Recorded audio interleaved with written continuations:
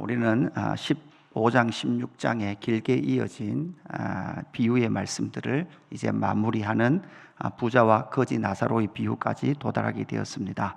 누가가 이렇게 15장과 16장에 걸쳐서 의도적으로 이 비유를 계속 길게 이어놓은 이유가 무엇일까요? 특별한 의도가 있는 거죠. 율법 교사와 바리새인, 서기관들이 한 그룹이 되어 있습니다. 반대로 모든 세리와 죄인들과 말씀의 잔치를 베풀고 계시는 예수님이 계시죠. 모든 세리와 죄인들과 함께 말씀의 잔치를 펼치시는 예수님을 율법 교사와 바리새인과 서기관들은 지금 상당히 불편해하고 있습니다. 율법을 잘 지키고 있다라고 말하고 있는 그들, 하나님의 말씀대로 살고 있다라고 말하는 그들이, 율법 교사와 바리새인과 서기관들이 예수님을 상당히 불편해하면서 예수님을 죽이려고 하기까지 그렇게 음모를 꾸미게 되는 그러한 이 상황, 그 상황 가운데서 예수님은 지금 바리새인과 서기관들을 책망하고 계시는 내용으로 이어지고 있는 거죠. 예수님은 잃어버린 것을 찾으러 왔다, 그렇게 선언하십니다. 잃어버린 것을 찾으러 온 예수님께서 그 둘째 아들, 아버지의 살림을 탕진한 그 둘째 아들을 여러분 어떻게 하십니까? 의롭다 하십니다. 그죠? 그에게 의롭다 하셨다. 이것이 바로 탕자의 비유입니다. 그러나 형은 어떻게 됩니까? 아버지의 살림을 장녀들과 탕진한 이 아들을, 동생을 맞아들일 수 없었다라고 말하고 있습니다. 그럼에도 불구하고 예수님은 이 둘째 아들이 바로 하나님으로부터, 아버지로부터 의로운 자, 그러니까 아버지의 마음을 알고 죽었던 아들이 돌아온 그들에게, 그 아들에게 아버지는 의롭다함을 그렇게 선언하셨습니다. 그렇게 선언한 이유, 바로 불의한 청지기의 비유로 이어지는 이 비유를 통해서 결국은 불의한 재물, 여러분 불의한 만몬, 그러니까 불의한 만몬인데 결국은 이 불의한 만몬을 무엇했습니까? 불의한 만몬을 가지고 자신의 미래를 계획했던 이 청지기의 내용들을 가지고 결국은 영원한 미래를 준비할 믿음, 그리고 이 땅에서 그들에게 맡겨놓은 것은 무엇입니까? 예수 그리스도께 충성하고 하나님의 나라를 살도록 하기 위한 주인의 사명을 우리에게, 제자들에게 주셨다라고 말씀하고 있습니다. 결국은 이 불의한 만몬, 이게 불의한 재물은 불의한 만몬입니다. 이 말씀이 결국 오늘 부자와 거지 나사로까지 이야기까지 이어진다고 보셔야 합니다. 이 재물을 맡겼습니다. 어제 말씀에 보니까 13절에 이런 말씀이 있습니다. 집주인이 두 주인을 섬길 수 없나니 혹 이를 미워하고 저를 사랑하거나 혹 이를 중히 여기고 저를 경히 여길 것임이라. 너희는 하나님과 재물을 겸하여 섬길 수 없느니라, 이렇게 말씀하고 있습니다. 이 말씀은 무엇인가?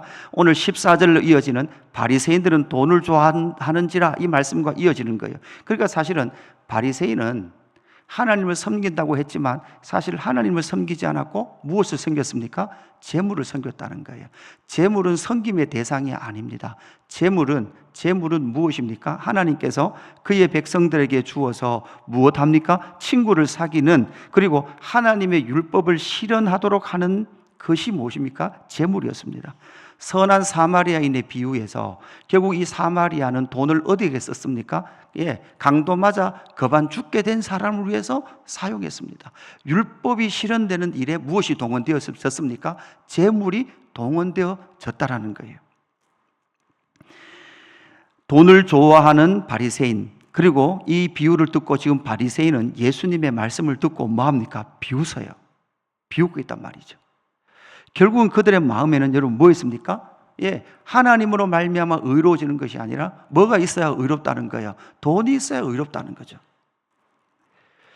그래서 오늘 14절 이후에 나타나는 이 말씀에서 다시 그 바리새인들 마음 속에는 뭐가 있는가 하면 자기들은 율법으로 의롭게 될 수 있다라고 그렇게 말한다는 거예요.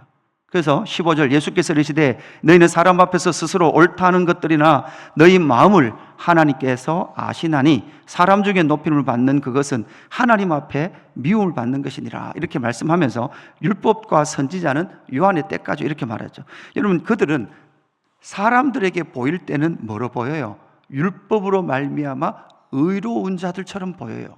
그러나 사실 그 속에는 율법으로 말미암아 의롭다 하는 그것으로 사람들에게 보이면서, 그렇게 보이면서 그들은 뒤에서 뭘 하고 있을까요? 돈을 벌고 있다는 거예요. 우리는 이렇게 하나님의 나라의 율법을 지키면서 하나님의 나라의 회복을 위하여 이렇게 열심히 율법을 지키기 때문에 너희들이 돈을 누구에게 줘야 된다는 거예요? 바리새인 자기들에게 주어야 된다라고 그렇게 주장을 하고 있는 거죠. 그런 마음을 누가 알고 계시는 거예요? 하나님은 알고 계시는 거예요. 그들은 지금 율법을 준수하기 위한 것이 아니라 사람에게 옳게 보여서 무엇을 얻기를 원하는 거예요? 돈을 얻기를 원하는 거예요. 결국은 돈이 그들의 중심이었던 거죠. 그들은 율법의 본의를 따르는 것이 아니라, 여러분, 율법을 뭐 하고 있는 겁니까? 이용하고 있는 거죠.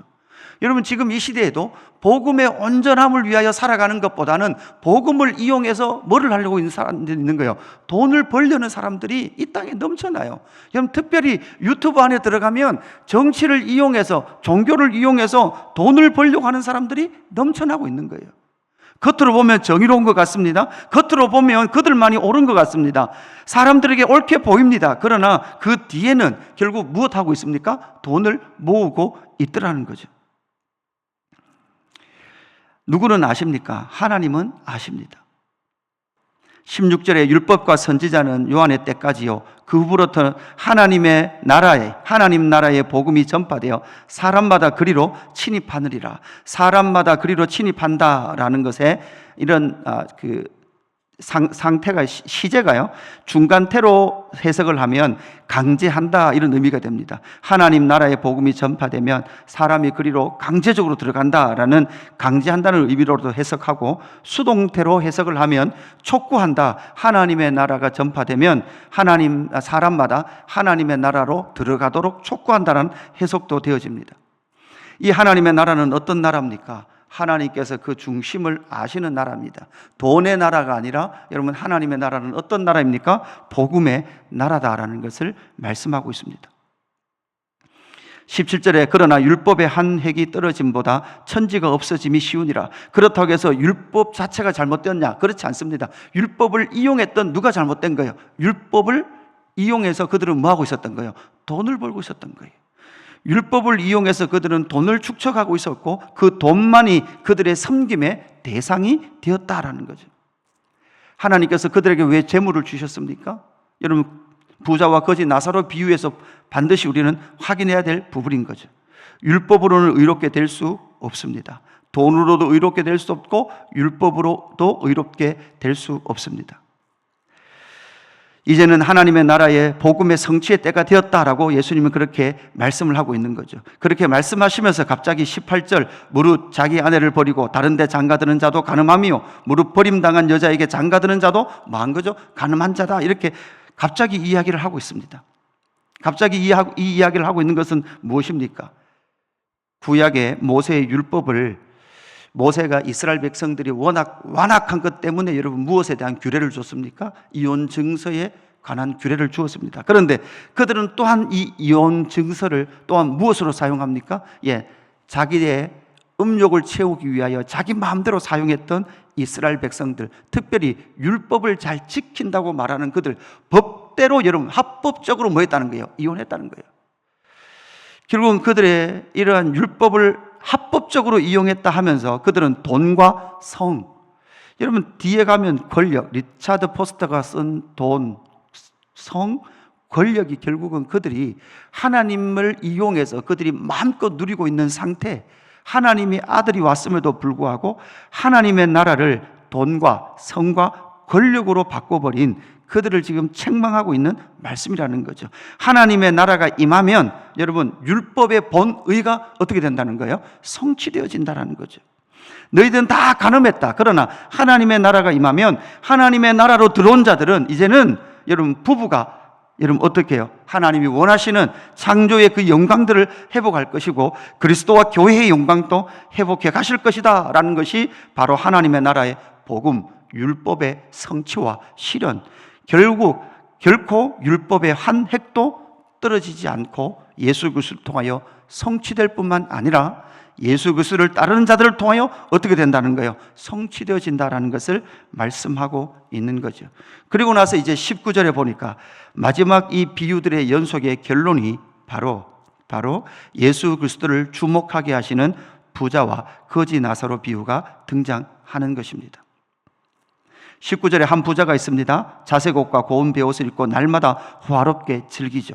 그런데 나사로라 이름하는 한 거지가 헌데투성이로 그의 대문 앞에 여러분 뭐 있습니까? 버려졌습니다. 여러분, 그러면 이 한 부자는 하나님의 나라의 율법대로라면, 하나님께서 그에게 부를 주셨다면, 여러분 이 버려진, 대문 앞에 버려진 나사로를 어떻게 됩니까? 율법의 정신으로 그를 구원하듯이 그의 삶을 온전하게 돌봐야 될 사명이 율법으로 보면 이 한 부자에게 있는 거예요. 그런데 이 한 부자는 이 나사로를 버려둔 채 개들이 그를 핥는 상황 가운데 갔음에도 불구하고 그는 자색옷과 고운 베옷을 입고 날마다 뭐하고 있었던 거예요? 호화롭게 즐기며 있었다는 거예요. 이것이 지금 예수님께서 지금 율법교사와 바리새인 서기관들, 그러나 반대로 지금 예수님은 세리와 모든 죄인들과 함께 지금 거하고 계시는 모습과 나타나는 거죠. 부유했던 너희들은 대문 앞에 버려진 나사로조차 뭐하고 있지 않다는 거예요. 돌보고 있지 않은 상태였다는 거죠. 개들에게 핥음을 당하고 있는 상태였다는 거죠. 죽어서 그는 나사로는 한 아브라함 품에 있었고 이 부자는 고통 중에 들어갔습니다. 24절에 불러 이르되 아버지 아브라함이여 이렇게 부르고 있습니다. 아버지 아브라함이여 이렇게 부르죠. 그러면서 나사로를 시켜서, 그죠? 여러분 보십시오. 이 지금 부자는 권력을 마음대로 사용합니다. 여러분 어디에서도 그렇게 사용합니까? 지옥에 가서도 권력을 사용해요. 돈, 권력, 성이에요.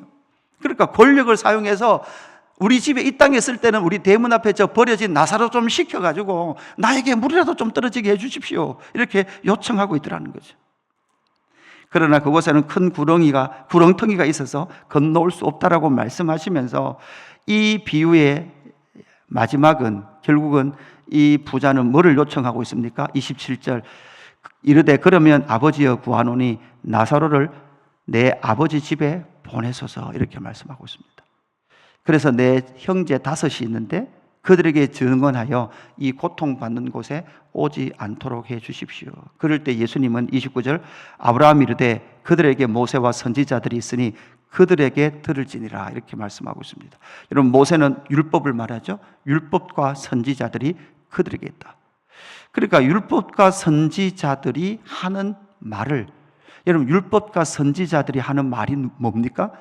메시아가 온다. 메시아를 믿어라. 메시아만이 어디에? 영원한 천국으로 너희를 인도한다는 메시지가 바로 모세와 선지자들의 메시지였습니다. 모세와 선지자의 메시지 앞에 서면 모두 다 죄인입니다. 죄인인 것을 알고 누구를 찾을 수밖에 없습니까? 구원자 메시아를 찾을 수밖에 없습니다. 그래서 죽은 자를 부활시켜서 그들에게 복음을 전하는 것이 아니라 율법과 선지자를 통하여, 율법과 선지자들이 가리킨 누구? 예수 그리스도를 통하여. 여러분 이 교훈은, 이 비유는 결국 가만히 생각해 보십시오. 이 비유의 마지막은 결국은 누구에게도 이 메시지를 해주고 있는 걸까요? 제자들에게도 해주고 있는 것입니다. 방금 우리가 찬송했던 것처럼 사랑 없는 이 세상에 이제 예수님께서 승천하시고 성령이 오신 이후 모세와 선지자의 역할을 누가 하게 됩니까? 제자들이 예수 그리스도의 복음을 선포하는 그들을 통하여 결국은 그들, 그 이웃에게 전할 가장 중요한 생명이 무엇입니까? 바로 예수 그리스도의 복음, 하나님의 나라의 복음, 천국 복음이다라는 것을 우리에게 말씀해 주고 있는 것입니다. 여러분 오늘 이 15장과 16장에 이어진 이 비유의 말씀을 통해서 우리의 삶, 우리에게 주신 재물, 우리에게 주신 자원을 여러분 무엇을 위해서 써야 합니까? 복음을 전하는 그곳에. 우리가 자색옷, 고운 베옷을 입고 날마다 호화롭게 즐기는 것이 아니라 우리에게 주신 그러한 재물의 이유는 바로 우리 대문 앞에 버려진 채 있는 나사로, 개들이 그들을 핥고 있는 것을 볼 때에 우리는 무엇을 해야 합니까? 바로 하나님의 사랑을 전하는 그러한 일에 동원되고 그들의 그 부르심에 서 있는 자들이 저와 여러분의 정체성인 줄로 믿습니다. 여러분 오늘 말씀을 기억하시면서 돈으로도 율법으로도 의로우실 수 없고 하나님의 나라의 그 복음, 그 복음 가운데 살며 그 복음 가운데 우리의 삶을 드리며 살아가는 저와 여러분의 삶이 되기를 주님의 이름으로 축복합니다. 하나님 아버지 감사합니다. 사랑이 없어 허덕이고 있는 이 세상, 환난과 고난과 자연재앙 가운데 비참히 떨고 있는 이 땅을 향하여 하나님의 나라를 소유한 우리가 해야 될 일이 무엇입니까? 그들에게 나눠야 될 우리의 삶이 무엇인지 돌아보게 하여 주시옵소서. 하나님, 우리의 마음이 아직도 하나님 돈과 성과 권력에 노출된 채 그것을 추구하고 그것을 마음껏 누리기 위하여 탐욕을 향하여 전진하고 있는 것이 우리의 마음이 아닌지 돌아보게 하여 주옵소서. 하나님의 나라의 복음, 하나님의 나라의 그 복음이 우리를 통하여 전파하기를 원하시는 하나님 아버지의 뜻에 순복하며 나아가는 저희들 되게 하여 주옵소서. 감사함을 드리며 구주 예수 그리스도 이름으로 기도드리옵나이다. 아멘.